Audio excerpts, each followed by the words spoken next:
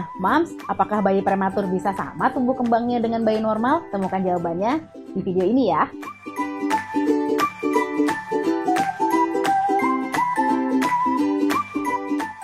Hai Moms, ketemu lagi dengan saya Dr. Kania Ayu Paramastri, spesialis anak.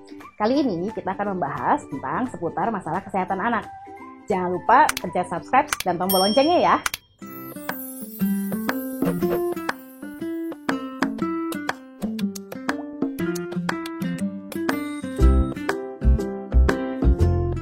Ya, betul. Pasti akan berbeda dengan bayi yang lahirnya normal atau cukup bulan. Contoh misalnya, sama-sama lahir di hari ini.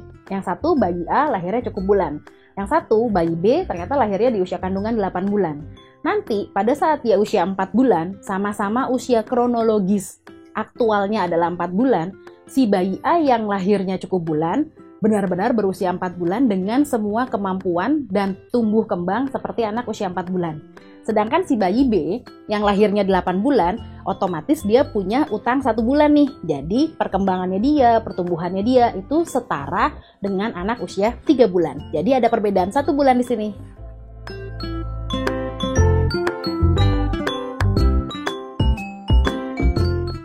Oke, jadi itu yang kita sebut sebagai usia koreksi. Gimana sih cara ngitung usia koreksi? Pertama, kita harus tahu dulu bahwa kelahiran normal itu adalah sampai dengan 40 minggu. Ya. Jadi si moms harus tahu nih, oh saya hamil di usia gestasi, usia kehamilan berapa minggu. Misal ternyata dia lahir di usia kehamilan 36 minggu. Artinya menuju ke 40 minggu ada selisih 4 minggu kan? Nah, usia koreksinya adalah mengurangi ini. Kembali ke contoh kasus yang tadi, si B, bayi B, pada saat dia usia 4 bulan, dia punya hutang nih 4 minggu karena dia lahir di 36, ya kan? Usia saat ini, usia koreksinya tidak 4 bulan, tapi dikurangi 4 minggu. Berarti dia setara dengan anak seperti usia 3 bulan.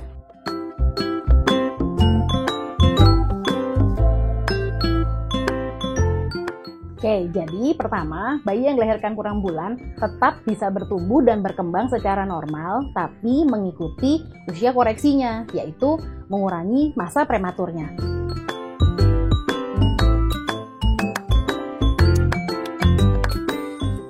Tahapan bayi tumbuh kembang bayi prematur sama dengan bayi lain pada umumnya yang lahir tidak prematur atau cukup bulan.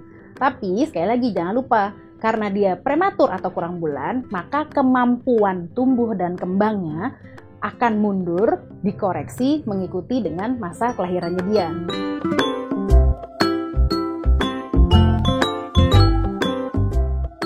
Oke, jadi bukan berarti mentang-mentang bayi prematur itu memang lebih lambat atau lebih muda seolah-olah usianya dibandingkan lahir normal. Bukan berarti semuanya harus terlambat. Tetap kita harus merangsang, tetap harus menstimulasi dia seperti seharusnya dia umur berapa. Tapi bila ternyata dia tidak berhasil sama atau mengejar anak lain yang lahirnya normal atau cukup bulan, bukan berarti dia gagal. Karena memang secara usia dia lebih muda daripada si anak yang lahirnya normal tadi. Gitu.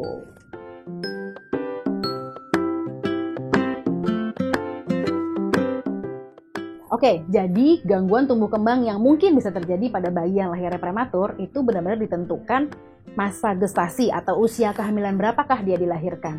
Karena semakin muda dia dilahirkan, maka secara internal organ-organnya pasti belum sematang bayi yang sudah lebih tua di dalam kandungan, ya kan? Karena dia lebih muda, maka komplikasi pada saat setelah dia dilahirkan lebih besar.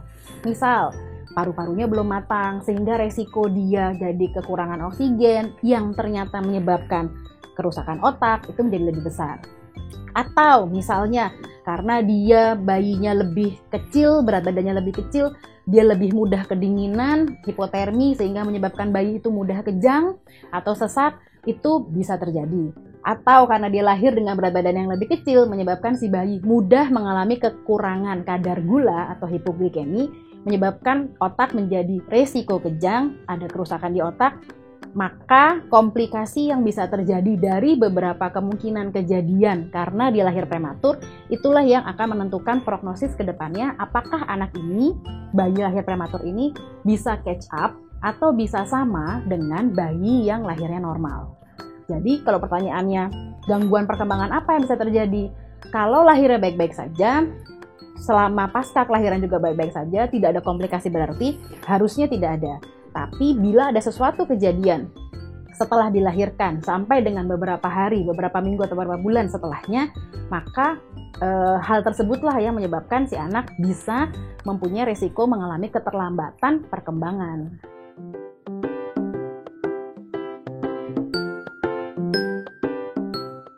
Merawat bayi prematur di rumah untuk moms, nggak usah khawatir, tapi memang betul ada beberapa hal yang harus kita perhatikan dengan lebih ketat.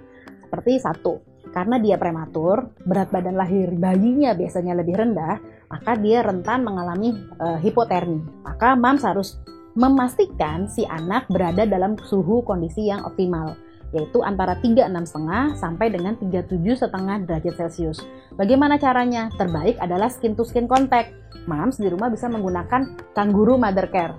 Jadi kulit bayi dan kulit moms atau kulit dad atau kulit eyangnya itu bisa bersentuhan sehingga tubuh kita memberikan kehangatan kepada si bayi prematur. Satu. Kemudian yang kedua, lagi-lagi karena berat badannya lahirnya lebih rendah dan kemampuan motornya untuk menghisap atau menyusu itu lebih lemah daripada bayi yang lahirnya cukup bulan, maka resiko kedua adalah terjadinya hipoglikemi, kekurangan kadar gula, karena kemampuan mengenyot susunya tidak sekuat bayi normal. Nah, untuk itu moms harus memastikan kecukupan minumnya, berapa mili dia harus minumnya, berapa kenaikan berat badannya. Nah, kemudian yang ketiga adalah bayi yang lahir prematur atau kurang bulan itu risiko mengalami SIDS, Sudden Infant Death Syndrome atau kematian mendadak yang tidak diketahui sebabnya lebih tinggi. Jadi pengawasan ketat terhadap kondisi si bayi itu harus dilakukan oleh moms di rumah. Jangan lupa pemantauan suhu dan pemantauan kecukupan nutrisi dan minum dari si bayi.